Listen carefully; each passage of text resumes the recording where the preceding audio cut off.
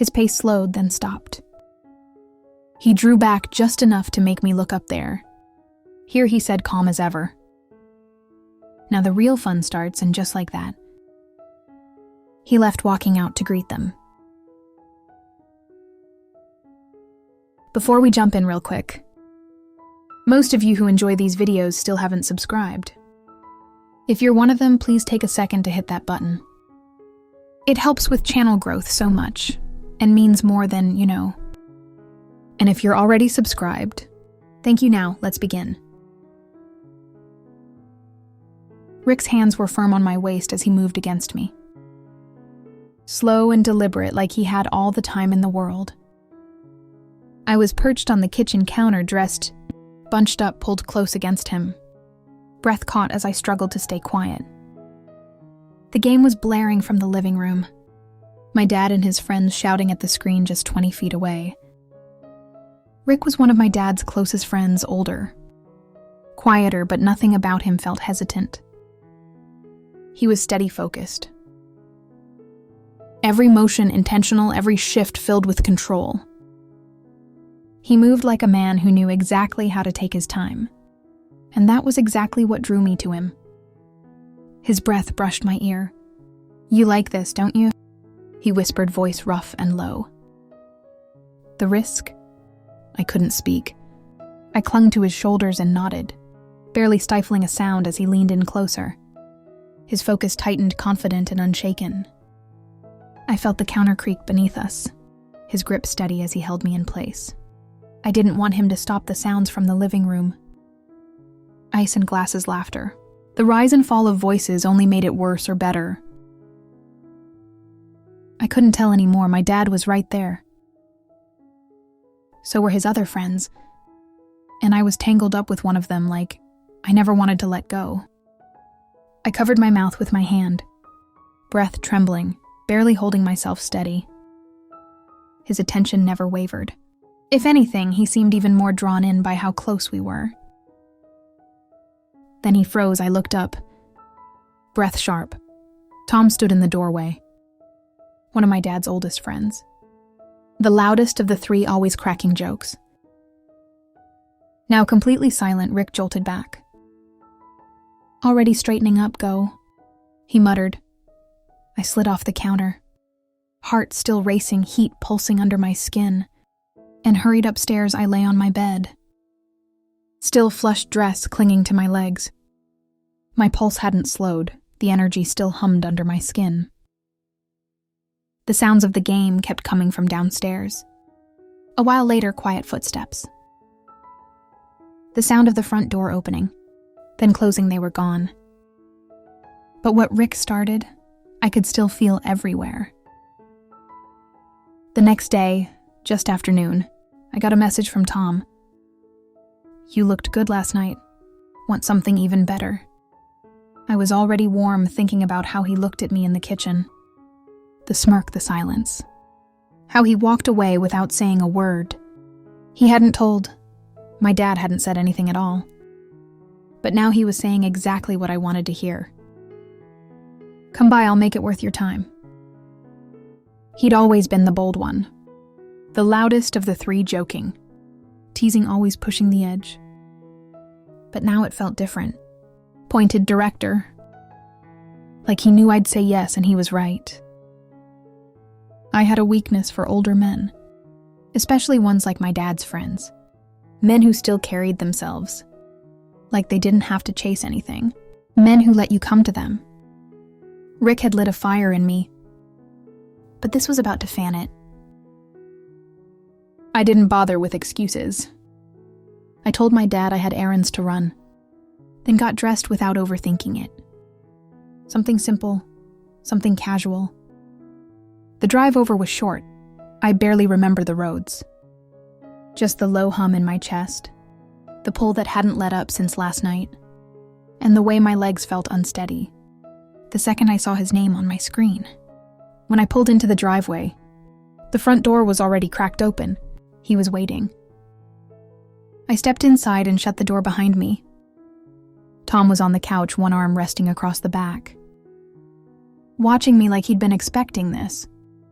He didn't smile, didn't speak. Just stood, walked over and wrapped his hands around my waist.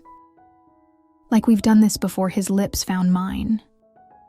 Before I could even breathe. There was no hesitation, just heat. Immediate and focused. I leaned into him, my fingers gripping his shirt, as his hands pulled me closer until my back met the door. Clothes came off fast. His fingers found every clasp like he'd memorized them. My dress slipped to the floor without a sound, and his shirt vanished as I reached for it. Nothing felt rushed, just inevitable. I moved in again, but he stopped me gently with a hand on my shoulder. "Slow," he said, voice low and steady, then he guided me down. I lowered myself to the rug, his hand stained light but assured on my shoulder. I didn't need instruction.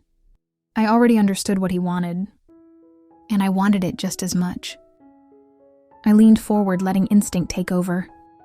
His breath hitched quietly, fingers threading into my hair in a way that felt steady, not controlling. I set the pace deliberately, slow and careful at first, watching his reactions and listening to the way his breathing changed. He didn't say a word, but I could feel the tension build. Every shift of his body, every subtle inhale. I adjusted, adding pressure, changing pace, watching him respond. His jaw tensed, his eyes locked on mine, his whole body leaning into the moment.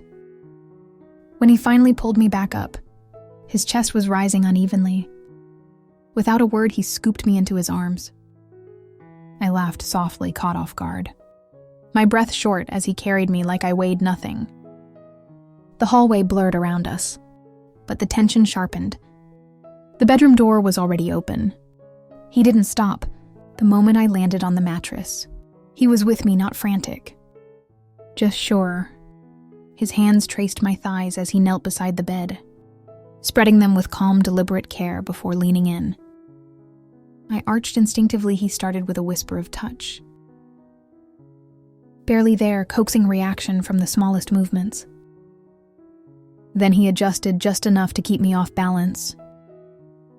He changed pace before I could settle, shifting pressure, exploring every spot with precise attention.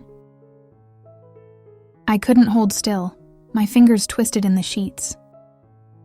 He never gave me what I expected, always in one step ahead, always drawing me further in. By the time he moved up, I was shaking. He hovered over me, one hand at my waist, the other braced beside my head. When our bodies met, it wasn't rushed. He moved against me with quiet certainty, every shift deliberate and smooth. I held onto his arms, as he found a rhythm that kept tightening the tension, without ever breaking it. Then he adjusted the angle, changed the pattern, my back arched. Breath stuck in my throat, everything winding tighter.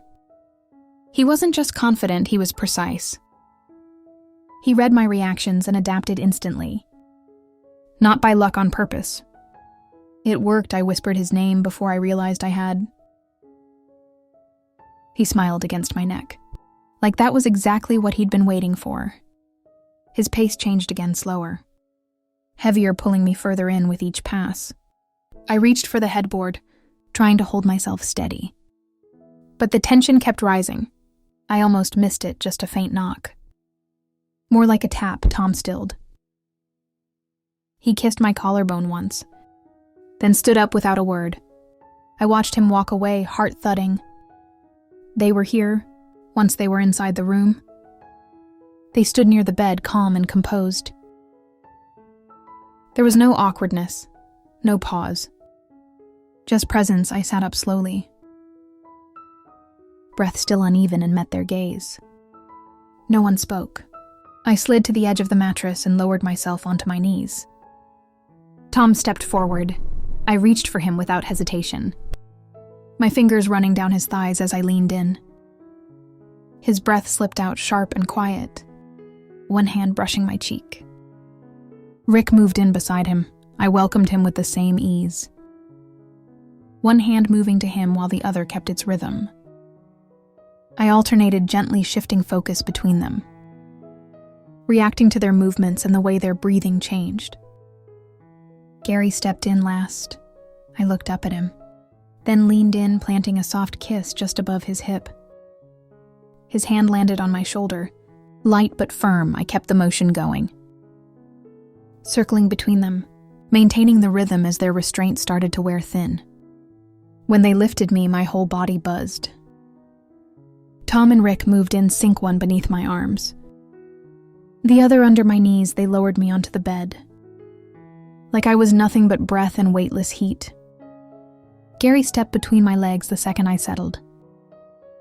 "Finally my turn," he said. Voice low, I didn't speak. Just waited.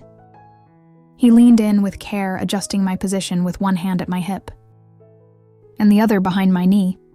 I gripped the sheets as he began to move, measured and grounded, pulling me into his rhythm without force. Tom leaned down his mouth at my collarbone, breath skimming across my skin. Rick knelt beside me, brushing hair from my face. As he brought himself close again, I opened to him without hesitation. Gary never faltered. His movement stayed calm, steady. Tom's lips traveled lower, teasing warmth across my body. Rick brought my hand back to him, guiding me in without words. I was surrounded hands, mouth-breath motion. I couldn't keep track, I didn't want to. When Gary pulled back, the shift was seamless. Tom and Rick moved again, lifting me midair. One held my back, the other my legs, and they eased me onto Tom with practiced care. I wrapped around him instinctively. He was already ready, then Rick stepped in behind. His hands landed at my hips, holding me in place. What followed was slower. Heavier, I gasped. A rush of air, no sound. My head dropped back against Rick's shoulder as the motion between them locked into one steady rhythm. I was held, moved, surrounded, my breath fractured, pulse racing. Everything tangled in theirs. When they finally lowered me again, I was trembling, but Gary was already waiting, lying back ready. I climbed over him, palms braced on his chest, legs shaky beneath me. He caught my hips and studied me as I began to move with him. A gradual rolling rhythm that built with every shift. Tom returned behind me. His hands circled my waist, anchoring me as he pressed in closer. Each movement from him tightened the pressure between me and Gary. Then Rick stepped forward. He reached for me. I welcomed him again, bringing him into the rhythm with us. All three together, thought vanished. Time stretched, I let go of everything. Every breath, every sound. Every inch of me was wrapped in them. I didn't care where one ended and the next began. Gary was first, his breath caught, hands gripping tighter as his body went still. Tom followed, his rhythm faltering, a sound low against my shoulder before he slowed. Rick pulled back, last breath stuttering, gazed locked on mine as the air around us went quiet.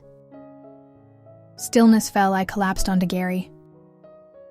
Body weak, lungs acring for air.